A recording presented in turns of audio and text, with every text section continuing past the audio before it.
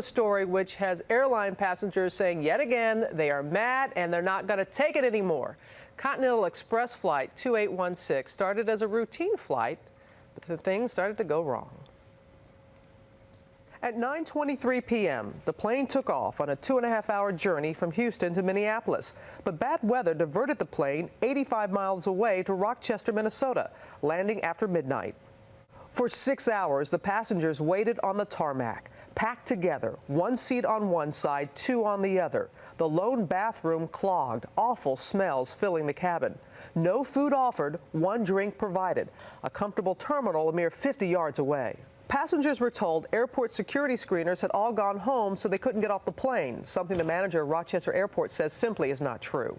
The passengers certainly could have come into the terminal building at any time. After 12 hours, the passengers finally reached their destination.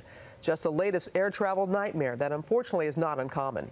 In June alone, 278 flights saw passengers sit on tarmacs for 3 hours or more, as a so-called passenger Bill of Rights sits in Congress awaiting action by the Senate. It will mandate the airports and the airlines have a plan for getting passengers off planes in 3 hours safely and provide for their needs. And early this morning, I spoke with Link Kristen, who was a passenger on that flight. He joined us from Nisswa, Minnesota, and described what happened. As we got close to Minneapolis, there were thunderstorms, and they diverted us to Rochester, Minnesota, where they told us they had to refuel. So we landed there in Rochester, and through a series of events and discussions with the flight attendant, we ended up staying there the entire night in the airplane. What were you told all those hours? We were told different things at different times. I mean, at all times, we thought we were going to be out of that plane within a half hour or an hour, or at least on our way back to Minneapolis. But they started telling us at the beginning that the weather was still bad and would we be patient, and of course we were. And then within a couple hours, they changed that to saying that they were going to try to get a bus to take us back to Minneapolis, which is only 60 miles away. And then an hour later, they said, well, we think we have the bus. It'll be here any time. Then it was like we're having logistical problems with the bus.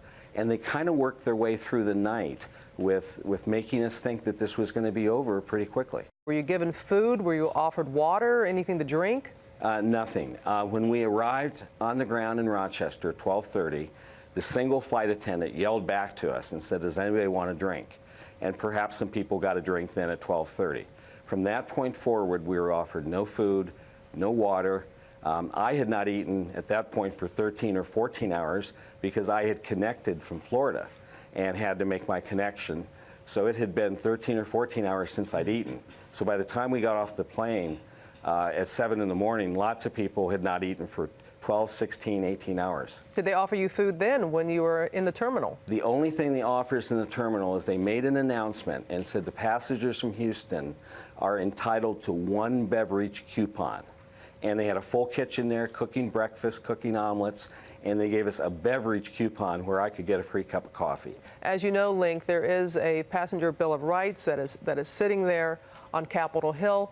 What rights do you as a passenger do you think you should have in a situation like that? Well, without knowing the law, I have to believe we should have been allowed to get off the airplane and be in the terminal where we had access to telephones and clean bathrooms and food and light and space. All of those needs could have been taken care of in the terminal, and the terminal was 50 yards away. Professor Kristen, thank you very much for willing to share your story with us this morning. We certainly do appreciate it. Good. Thank you, Robin. You take care. He's in better spirits now, but the flight normally from Houston to Minneapolis is 2.5 hours. That day it took 13 hours.